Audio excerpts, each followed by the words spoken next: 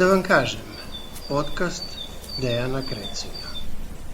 Poštovani prijatelji, dobrodošli u još jedan podcast Da vam kažem.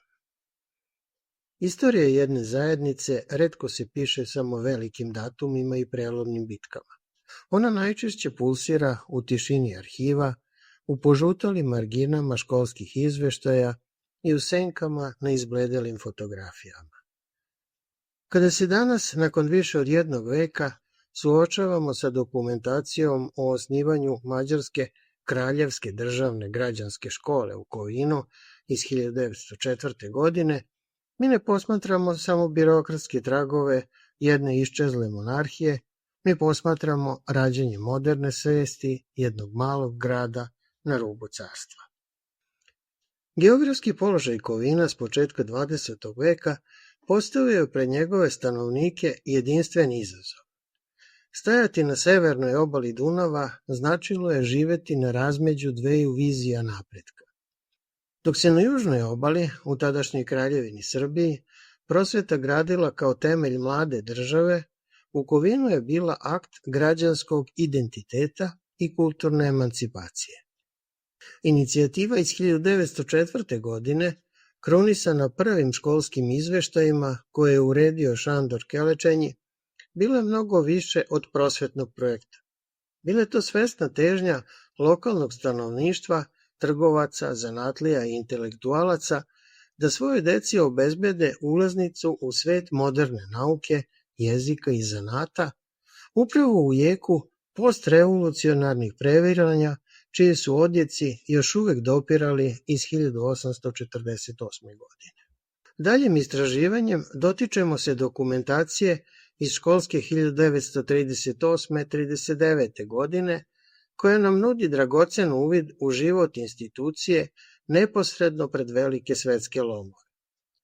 Ovi dokumenti su svojevrsni letopis plemenitosti i saradnje.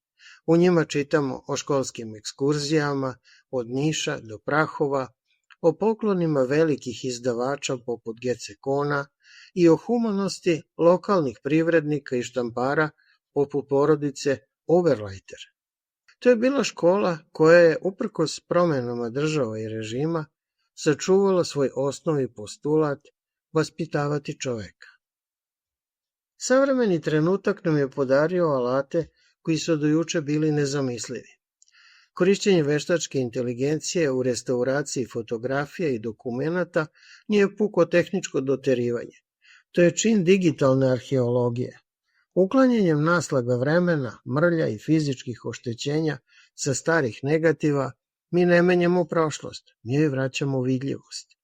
Svako lice koje ponovo dobije oštrinu, svaki pečat koji postane čitljiv i svaka rečenica iz godišnjaka koja se vrati u javni diskurs predstavljaju pobedu nad zaboravom. Oživljavanjem ovih fragmenata mi zatvaramo krug između onih koji su te fotografije čuvali decenijama i generacija koji će ih tek otkriti. Da vam kažem, ovaj istraživački rad i digitalna hronika nisu samo omaž jednoj školi ili jednom sistemu. To je poziv da ponovo naučimo da posmatramo svoje okruženje kroz prizmu trajanja. Po tim zmajevim krilima istorije, Kovin je uspeo da sačuva kontinuitet prosvete i kulture. Naša je dužnost da tu nit ne prekinemo, već da je, ojačani novim saznanjima i tehnologijom, prenesemo dalje, kao svedočanstvo o vremenu kada je znanje bilo najviša vrednost. Hvala vam što ste slušali i do sledećeg slušanja ostajte mi zdravo.